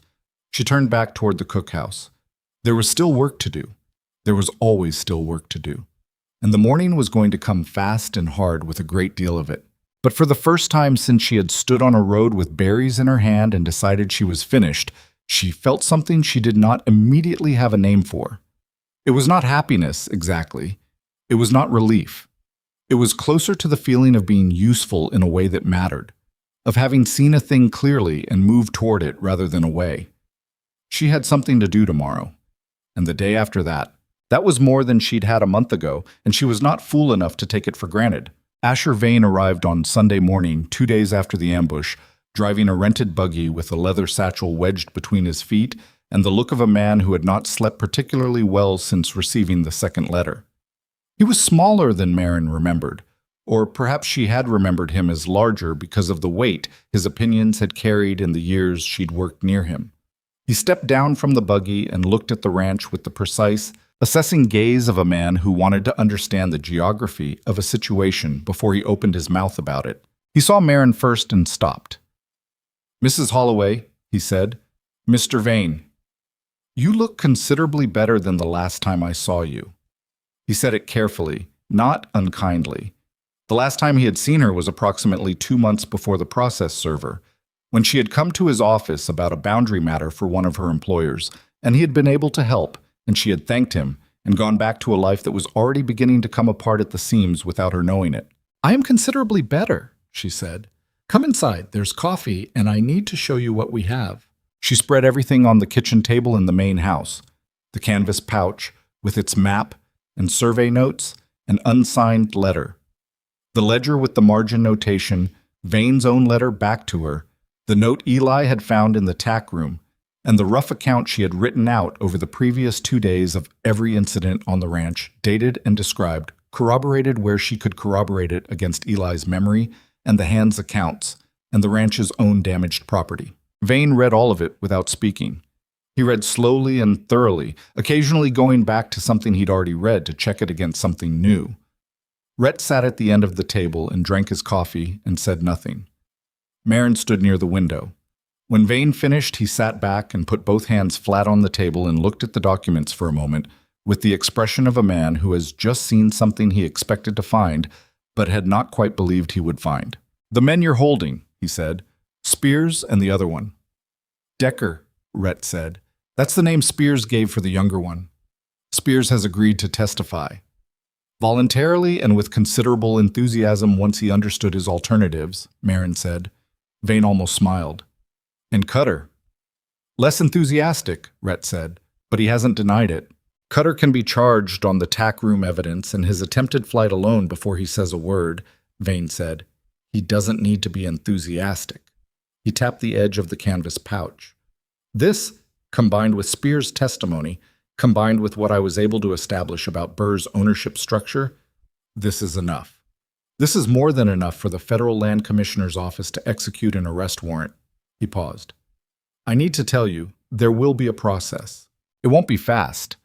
Burr has attorneys in Wichita, and he has enough money to make the legal proceedings uncomfortable. There will be depositions, a federal investigation that could take months, and a trial that may not happen until next year. But it will happen," Marin said. Vane looked at her directly. "Yes, it will happen," she breathed. "What about the families?" Rhett said. His voice had something in it that it hadn't had before. Not hope exactly, which was too simple, but the specific controlled tension of a man asking the question he most needed answered. 14 families. Hendricks to the east. The others Burr took out through the bank. Vane was quiet for a moment. "Recovery of property in cases like this is complicated," he said. "Some of those families signed legitimate sale documents, even if they signed them under duress or under manufactured financial pressure. Unwinding those sales requires each case to be examined individually." He paused. "However, in cases where the foreclosure was facilitated through bank fraud, where Burr was using the bank as an instrument of the scheme, there is a stronger argument for voiding the transfers. I'll be honest with you, some of those families will get compensation. Some may get their land back, some may not get full value. The law is imprecise about this." Rhett looked at the table. But Burr goes to prison, Marin said. If the federal prosecution proceeds as the evidence suggests it should, yes, Clement Burr goes to prison. Vane picked up the canvas pouch. May I take these originals with me? I'll provide you with a written receipt for each item. Yes, Marin said, because they were her documents, and she had been the one carrying them, and she answered before she thought about whether it was her place to answer. Rhett looked at her. His expression was not annoyed. It was something else. Yes, he said, confirming. The federal deputy land commissioner arrived on the following Wednesday with 2 assistant deputies and a wagon full of files that suggested he had been building a case against Burr's network from several directions at once and had been waiting for exactly this kind of concrete evidence to bring it together. His name was Aldrich, and he was not a dramatic man. He was thin, methodical, and asked questions in the flat, procedural way of someone who was going to write everything down and wanted the words to be usable later. He interviewed Marin for 3 hours in the main house kitchen. She told him everything in the order it had happened, from the cookhouse storage to the ledger to Vane's letter to the ambush on the South Road. She told him about the pattern of incidents and how she'd read it. She told him what she knew about the Caldwell Flats Bank and the note on her husband's property and the land company that had foreclosed, and Aldrich's assistant wrote all of it down and occasionally asked her to repeat a date or confirm a name. At one point, Aldrich looked up from his notes and said, "You said you were the ranch cook." "I am the ranch cook." He looked at her for a moment with the expression of a man recalibrating something. "Where did you learn to read financial patterns the way you've described?" "Keeping books for 3 businesses over 6 years," she said. "I wasn't trained. I just paid attention." He nodded slowly and went back to writing. When he was done with her, he interviewed Rhett, then Foley, then Eli, who answered every question with the particular careful precision of someone who understood that the words mattered and had clearly been thinking about what he would say since the night of the ambush. When Aldrich came out after Eli's interview, he looked at Marin with something she couldn't quite categorize. "That boy is sharp," he said. "I know," she said. Aldrich left on Thursday morning with the documents and the 3 prisoners, Spears and Decker, transferred to federal custody, and Cutter handed over with Vane's documentation of the tack room evidence. He told Rhett he expected arrest warrants for Burr and 3 associates within the week, and that a subpoena for the Caldwell Flats Bank's records would likely follow. He was right on all counts. The warrants came in 9 days. Marin was at the stove when Foley came in at midday to tell her that a rider from Kinney Creek had brought word. Clement Burr had been arrested at his office in Wichita that morning, 2 of his associates the same day. The bank manager in Caldwell Flats, a man named Presswick, had been detained for questioning. She turned back to the stove. "That's it?" Foley said. "That's the beginning of it," she said. "The trial is months away, but yes, that's it for now." He stood in the cookhouse doorway for a moment. "I owe you an apology," he said. She turned around. He had the look of a man who had been building up to something for a while and was going to get it out now, whether it was comfortable or not. "When you first came, the way I looked at you, what I thought about whether you were going to be any good here." He stopped. "It wasn't right." "No," she said. "It wasn't. I'm sorry for it." She looked at him for a moment. He wasn't performing remorse. He was just stating a fact about his own behavior with the specific discomfort of someone who had found out they were wrong about something they'd felt confident about. "I appreciate that," she said. "How do you want your dinner?" He blinked, then the corner of his mouth moved. "However it comes," he said. "It's always good." The weeks that followed had a different quality than the weeks before. Not easier, exactly. The ranch still had the ordinary grinding work of a cattle operation going into winter, fences to check, cattle to move, a hay supply that was leaner than it should have been thanks to the burned shed, equipment that had been neglected or damaged during the long months of sabotage. There was a great deal to do, and not enough hands to do it well, since Cutter's departure and Thomas Geary's arrest had reduced the crew by 2. Tomas. She thought about him sometimes. She had spoken to Vane about him separately from the rest, asking whether his youth and his evident manipulation by his father counted for anything. Vane had said he would raise it in the proceedings. She didn't know what would happen. She hoped he was not entirely ruined by it. She wasn't sure what she was supposed to feel about a 20-year-old who had helped destroy the livelihoods of ranch families across the county, and she settled for not feeling anything definitive until she had more information, which was how she handled most things she couldn't resolve cleanly. What changed in those weeks was the ranch itself. It changed in small ways at first. The hands ate better, which was her direct contribution, and men who eat well and feel regarded are different in the day's work than men who don't. She had noticed this in the first week, and it had only confirmed itself since. The noon meal started to become a time when people actually talked, not just complained or sat in separate silences, but exchanged the ordinary information of a working crew. Who had seen what on the east fence? Where the water situation stood? What the cattle weights were looking like? Information that had a way of getting lost in crews that didn't trust each other enough to share it. She started keeping a second ledger. She had asked Rhett's permission for this. She was careful about the asking, phrasing it precisely so it didn't sound like she was criticizing how he'd been doing things. And he had said yes without hesitation. The second ledger tracked operational costs in more detail than his main account had, broken down by week, with notes on where expenses were running high and why. She found 3 places in the first month where money was being lost to inefficiency rather than malice. A feed purchasing habit that could be adjusted for better pricing, a saddle repair being sent to Kinney Creek when Foley was capable of handling it himself, a water hauling arrangement that was costing more than digging a secondary well would cost over 3 years. She brought these to Rhett on a Sunday evening, laid out the same way she laid everything out, clearly without embellishment. He sat across from her and looked at the figures. "You've been doing this on your own time," he said. "I do it while things are in the oven," she said. "It's not additional time, it's the same time used differently." How much could we recover annually if we made these adjustments? She told him the number. It wasn't dramatic, but it was real. And on a ranch that had been hemorrhaging money for 2 years, real was what mattered.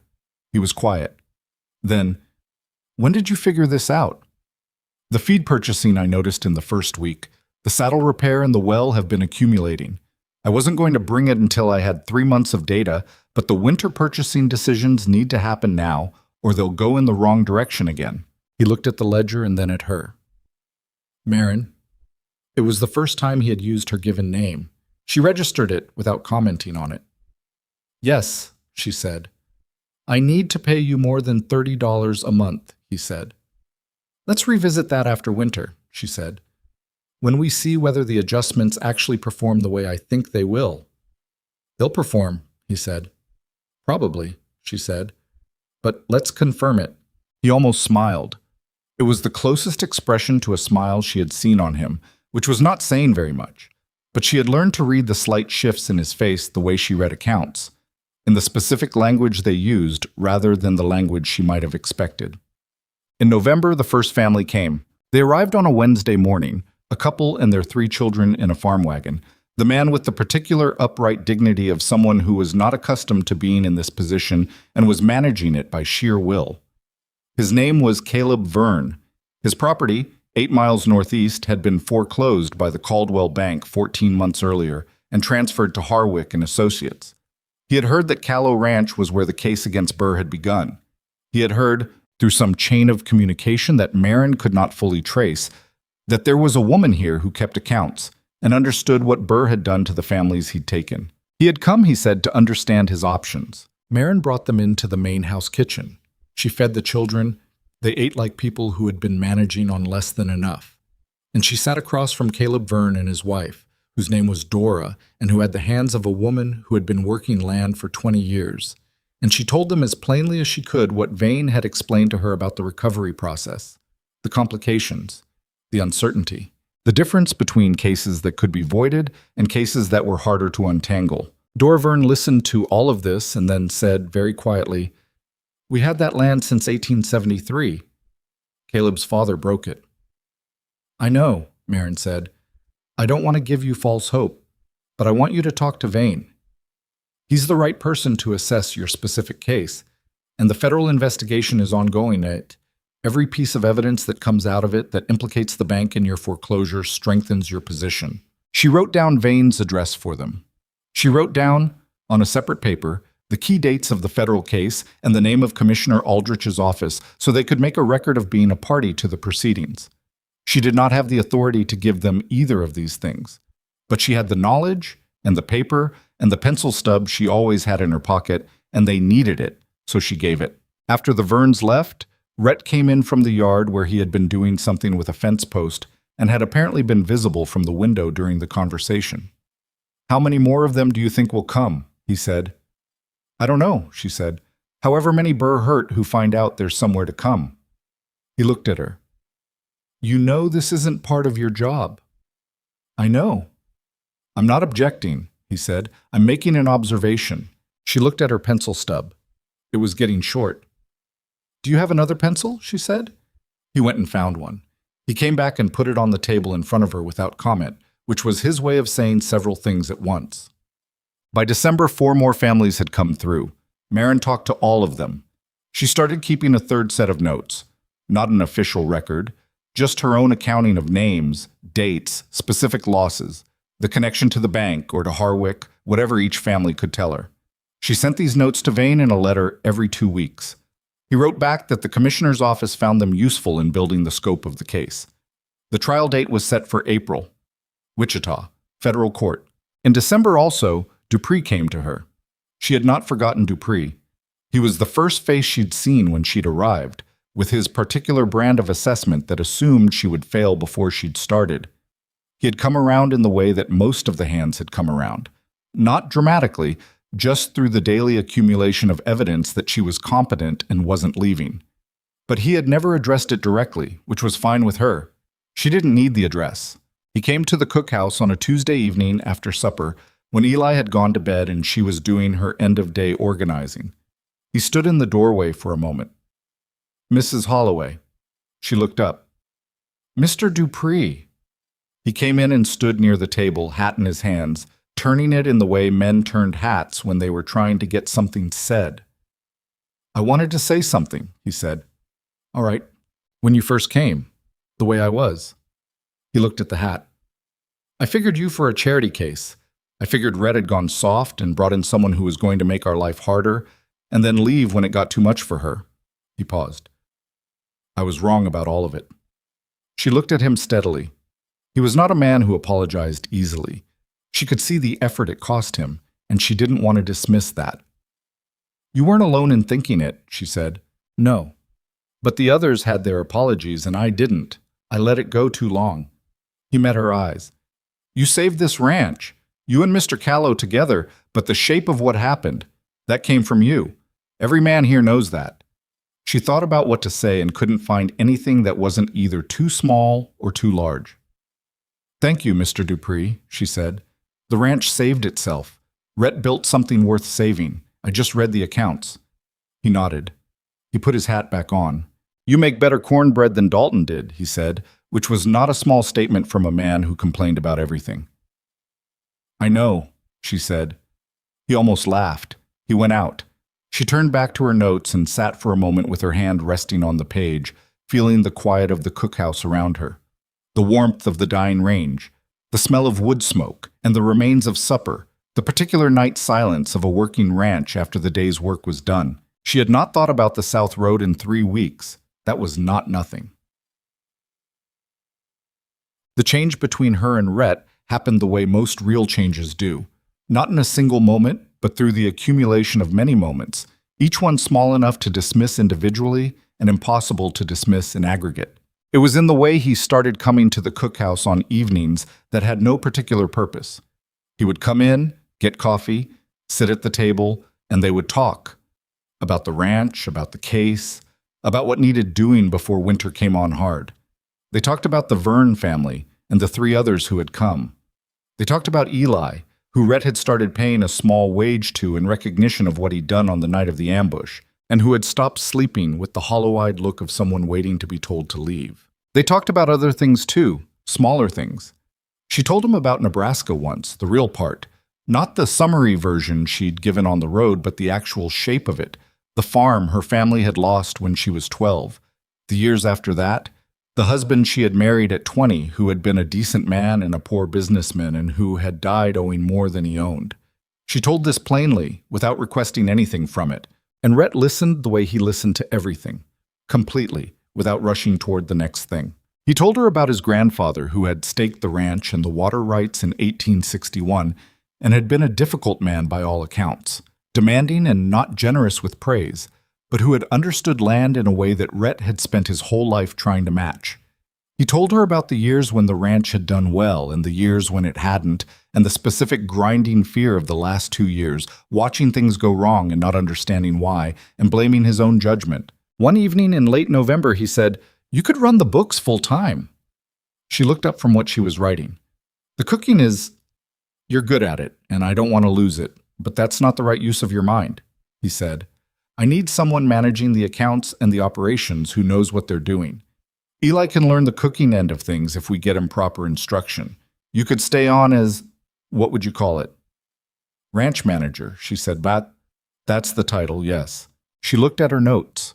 She looked at the third ledger she'd started and the pages of operational analysis she'd been doing in the margins of her evenings. "The salary would need to reflect the work," she said. "I was thinking twice what you're making now, and we can revisit it in spring after we see the winter accounts." She thought about it, not because she wasn't sure, she was sure, but because she wanted to think about it correctly, without rushing at it the way she'd rushed at things in her life that had looked like rescue and turned out to be something smaller. This was not rescue. She had already done that herself, for herself. This was different. "All right," she said. He nodded. Neither of them said anything else about it that night, but the thing had been said and they both knew what it meant. Not just the professional arrangement, but the larger fact underneath it, the thing that had been accumulating since a lamplit kitchen in October and would need to be addressed eventually in the direct way that Rhett addressed everything. She was not in a hurry. She had learned the cost of hurry, but she was aware of it, sitting across from him at the kitchen table with the accounts between them and the winter wind working at the windows, that she was someone who had things ahead of her, specific things. Things that required her to be present and thinking and continuing. She had not felt that in a very long time. It had come back so quietly she'd almost missed it, the way warmth comes back to cold hands. Not all at once, not dramatically, just gradually, and then suddenly, until you notice you're not thinking about the cold anymore because something else has replaced it. She picked up her pencil and went back to work. Winter came down hard on the Kansas plains that year, the way it sometimes did. Not gradually, but all at once. A blue norther that arrived on a December Monday and dropped the temperature 40 degrees in 6 hours and left a foot of snow across the South Range that the cattle stood in with their backs to the wind and their heads down, waiting for something to change. Marin was up before 4 that morning. She had learned to read the weather through the walls of the cookhouse, the specific pitch of the wind, the way the building settled into cold. And she had the range going, and coffee started before the first hand stumbled in looking for warmth. She sent Eli out with a lamp to check the water troughs before they froze solid, and told Foley at breakfast to get men on the south fence before any cattle panicked into it. The ranch moved through that first hard winter the way it moved through everything now. Not without difficulty, but with the specific coordination of people who knew their roles and trusted each other in them. That was new. 6 months ago, Marin had eaten supper with 11 men who didn't want her there and couldn't agree among themselves about anything except that she would fail. Now she sat at the head of the cookhouse table. She had migrated there gradually, without anyone declaring it, and managed the daily logistics of a working operation with a directness that nobody questioned anymore. Dupree still complained about things. He was a man built for complaint the way some men are built for silence, and she had made peace with it. His complaints were operational now, not personal. The feed quality, the fence repair schedule, the goddamn weather, which was as close to acceptance as Dupree was likely to get, and she considered it a reasonable outcome. Foley had taken on more responsibility in the field, which suited him, and the younger hands had sorted themselves into something that functioned. Eli had grown 2 inches since October and had started teaching himself to read properly, using the account ledgers as his primary text, which Marin found both practical and endearing. The ranch was not prosperous yet. Prosperity was a longer road, but it was solvent, which it had not been on the day she arrived, and it was organized, which it had never fully been. And the water rights to the Guthrie Basin were legally protected by a federal injunction that Vane had secured in November, which meant that even before the trial concluded, Burr could not file a transfer of those rights under any circumstances. That was the most important thing. That was what all of it had been for. The trial began in Wichita in the second week of April. Marin and Rhett rode the train together from Caldwell Flats.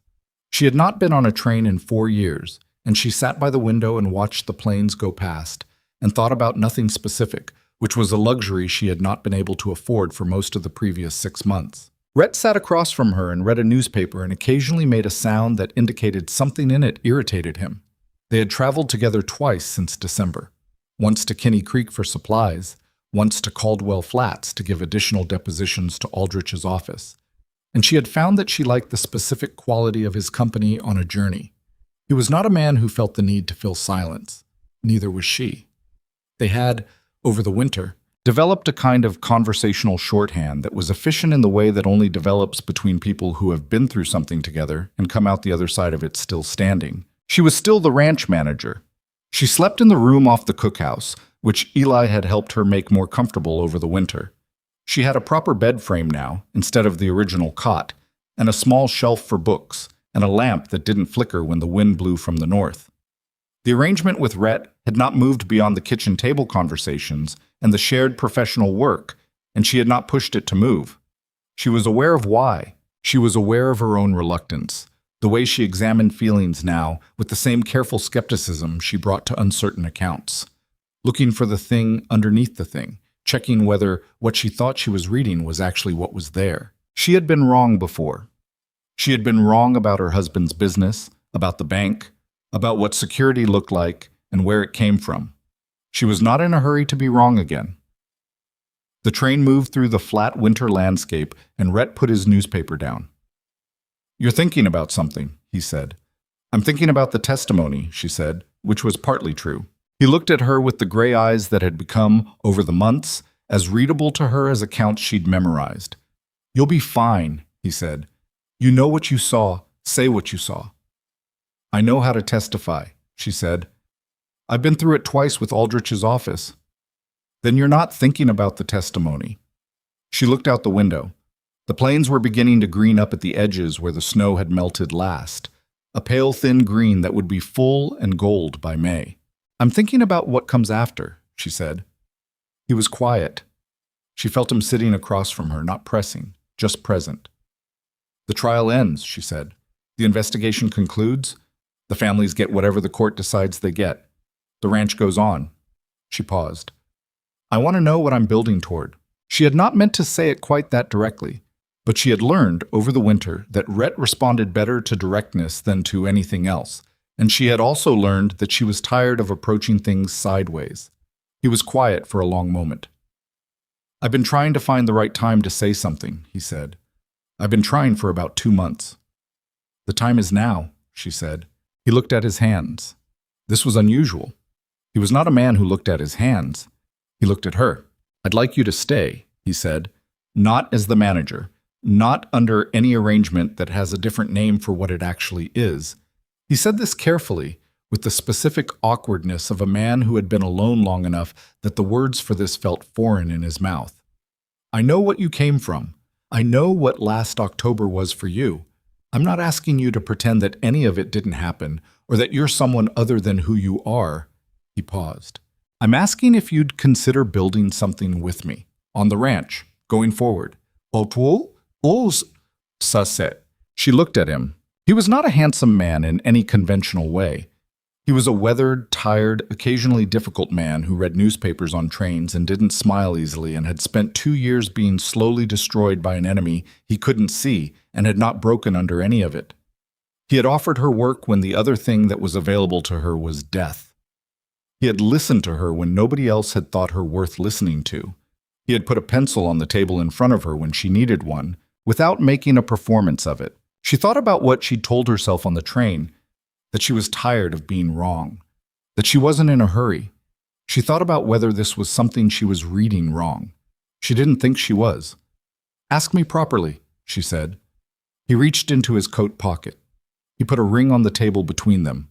A plain band, silver, nothing elaborate.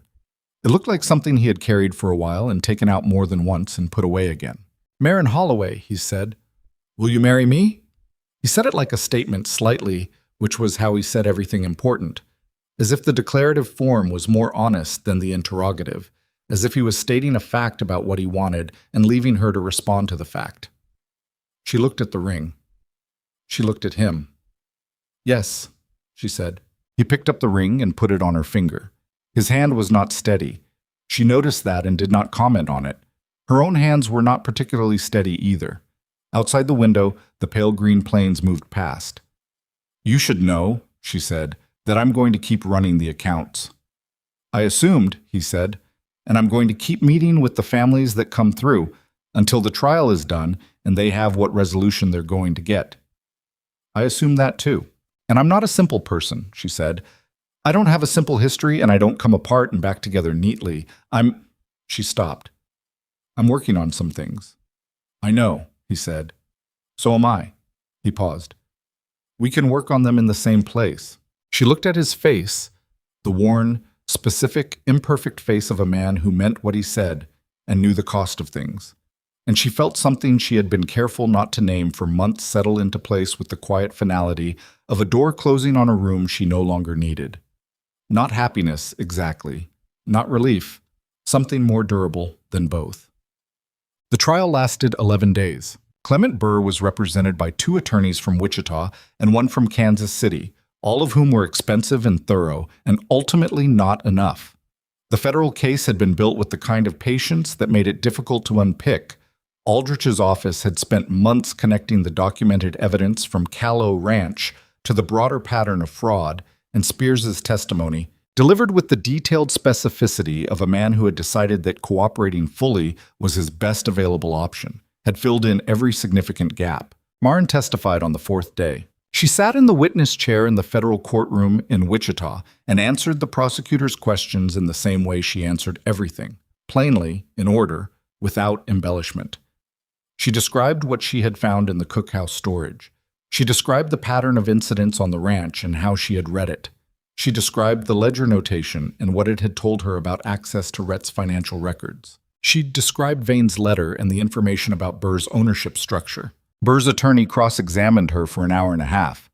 He was a skilled man, and he tried several angles: her character, her circumstances, her competence to interpret what she claimed to have found, the question of whether a ranch cook had any legitimate standing to be offering financial analysis in a federal court. He said the phrase ranch cook more times than was necessary, with a particular emphasis that she recognized from a lifetime of dealing with men who thought the word cook was a way of reducing what a person was. She answered every question directly and let the emphasis sit where it was without reacting to it, because she had learned a long time ago that the most effective response to someone trying to make you smaller was to simply not become smaller. When the attorney finally sat down, she looked at the jury, 12 men in work clothes, most of them ranchers or men who knew ranchers, men from the same county where Burr had been operating, and she watched their faces with the same attention she brought to accounts. What she saw there was useful. The jury deliberated for 4 hours. Clement Burr was convicted on 11 counts of fraud, conspiracy, and corrupt manipulation of financial instruments.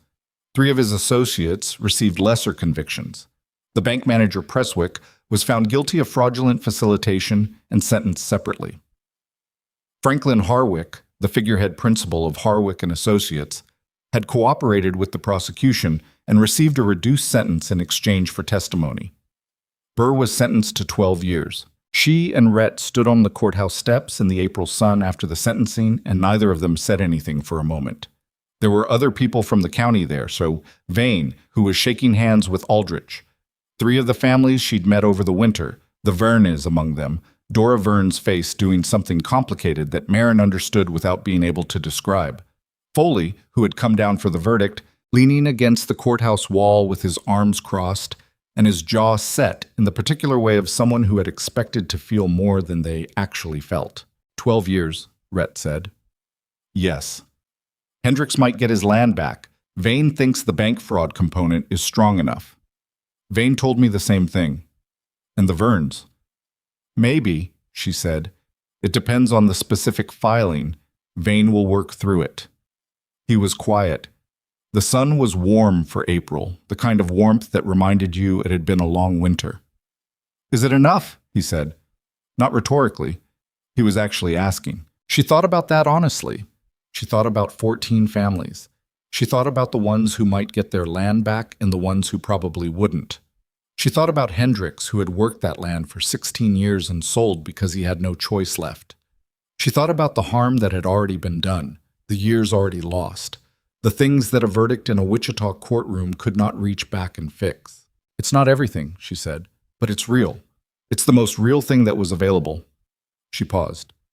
And Burr won't do this to anyone else for 12 years. That's not nothing. He nodded. Let's go home, he said. She had been waiting for those words without knowing she was waiting for them, not because she needed permission to go anywhere, but because of the specific weight of the word home when it came from a person who meant it the same way you meant it. They were married in June, at the ranch, on a Thursday morning, because Thursday was the day Rhett usually went to Kinney Creek, and the Hands had teased him about it for 6 months. It was a practical ceremony. Asher Vane drove out and stood in front of them in the main house kitchen and said the words that needed to be said, and Marin wore a dress that was not brown. She had bought it in Wichita the day after the verdict. A dark blue with small white buttons, the first new dress she had owned in 3 years. Eli cried, which he denied immediately and which nobody discussed after the fact, out of mutual agreement. Dupree shook Rhett's hand and told Marin she had better not let the cooking go downhill, which was his version of a wedding toast, and was received accordingly. Foley made a brief speech that contained 3 inappropriate jokes and 1 genuinely moving sentence about what it meant to work for people who looked after what they had built. And then he stopped abruptly because he had apparently reached the limit of his willingness to be sincere in public. It was not a beautiful wedding in any formal sense. The kitchen smelled like the noon meal she'd asked Eli to manage for the day, which he had done with varying success. Rhett mispronounced one of the words in his vow, caught it, and repeated it correctly with the specific expression of a man who had expected himself to do that. She had worn the ring since April, and it had already acquired the small scratches of daily work, which she had decided she preferred to the alternative. When it was done and Vane had gone and the Hands had dispersed to the afternoon's work, she and Rhett stood in the kitchen together in the particular quiet that follows a large decision. "Well," he said. "Well," she said. He put his hand on the back of her neck, just that, briefly, with the specific gentleness of someone who was not demonstrative by habit and was choosing to be demonstrative now. She felt the weight of it and the warmth of it, and she did not pull away from it, which was its own kind of choice. Good job. The ranch grew, not all at once, not without setbacks. The summer of that year was dry again, and they lost more cattle than they should have to the heat, and the hay situation was a problem through August, and in September one of the hired hands broke his arm, and they were short through the fall. None of it was catastrophic. None of it felt like the thing was coming apart beneath their feet, the way it had felt for the 2 years before. By the following spring, the Verne family had their land back. The federal court had voided the transfer on grounds of bank fraud, exactly as Vane had anticipated, and Caleb Verne came to the ranch on a Wednesday to tell them personally. He stood in the kitchen and held his hat and said, "We wouldn't have known where to go if it hadn't been for you." And Marin said, "You would have found your way." And Verna said, "Maybe, but it would have taken a lot longer." And she accepted that because it was probably true. 3 other families received partial compensation from the liquidation of Burr's assets.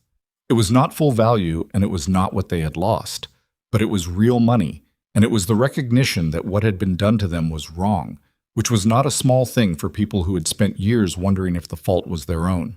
Hendricks got his land back in the fall. He came to the ranch the week after the ruling, and he and Rhett stood by the corral fence and talked for a long time, and Marin watched them from the cookhouse window without being able to hear what they said. She didn't need to hear it. She knew the shape of it. 2 men who had both spent years doubting whether they were adequate to what the land asked of them, standing in the fall light, discovering that the doubt had not been the truth. Eli turned 17. He had become, there was no other word for it, indispensable.